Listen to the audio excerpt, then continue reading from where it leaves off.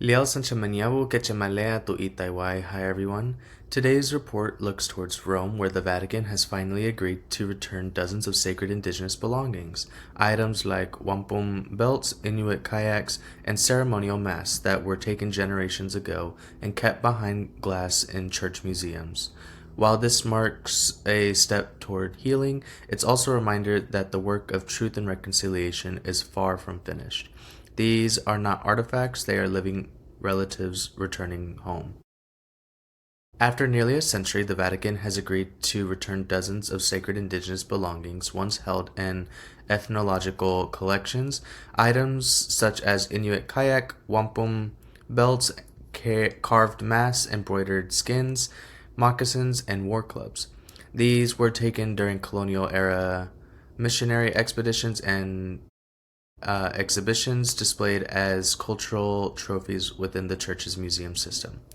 The move marks one of the first major repatriations of indigenous belongings by the Catholic Church, coming in the wake of Pope Francis's 2022 apology to indigenous peoples on Turtle Island. While the decision is welcomed by many as a long overdue step toward justice, it also underscores a painful truth.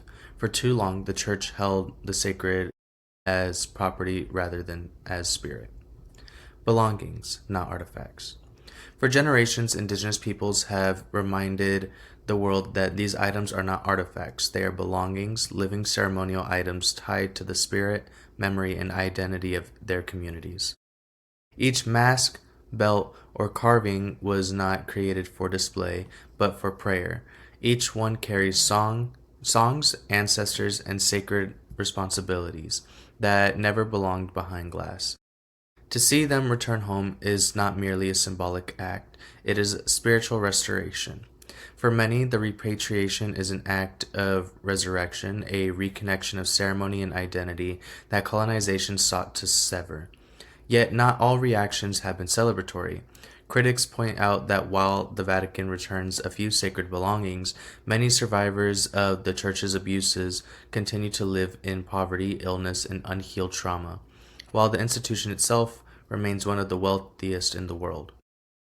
To them, the return of cultural items is only a beginning, one that must be followed by material accountability, including repatriations, public acknowledgement of the Church's role in residential and boarding schools, and the release of full historical records reconciling words with actions. While the Vatican's decision is being praised as a hopeful gesture, many indigenous voices caution that such returns cannot erase centuries of harm.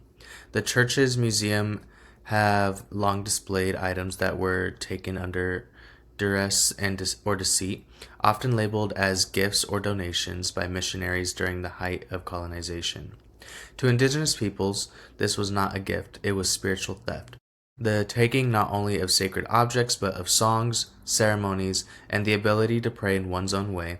Today, advocates are calling for deeper action, the return of lands, churches, and endowments built on stolen wealth.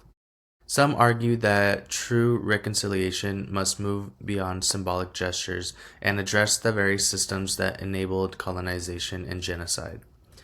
As one community member stated, if these items exist, so do the people they were taken from, and so does the responsibility. A wound still healing. For many survivors and descendants, the Vatican's announcement reopens long-felt wounds. They remember the violence of forced conversion, the silencing of their languages, and the suffering endured in residential and boarding schools run by church orders. They ask, will the church now release the records of those who never came home? Will apologies be matched by tangible reparations and institutional change? Returning sacred belongings is not only about what is given back, it's also about what truths are finally spoken. The road ahead. This return represents a small but significant shift.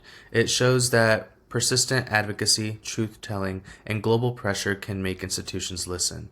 Yet it also makes clear how far the journey toward justice truly is. To heal the spiritual wound of colonization, restitution must go beyond the museum shelf. It must reach into the very structures that profited from Indigenous suffering, demanding transparency, reparations, and the restoration of both sacred items and sacred lands. These are not relics of the past, they are living relatives, reminders of a promise between people, spirit, and land. Until every sacred belonging is home and every truth acknowledged, the work of reconciliation remains unfinished.